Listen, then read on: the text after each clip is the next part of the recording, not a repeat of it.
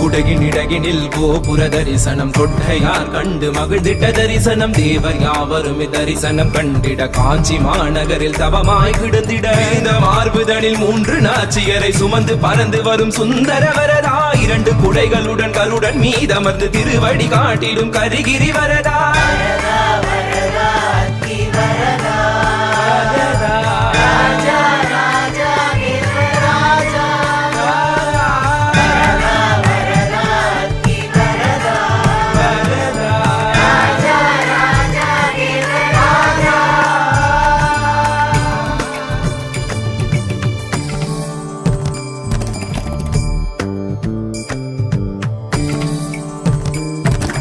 பல்லாண்டு பல்லாண்டு பல்லாயிரத்தாண்டு பல கோடி நூறாயிரம்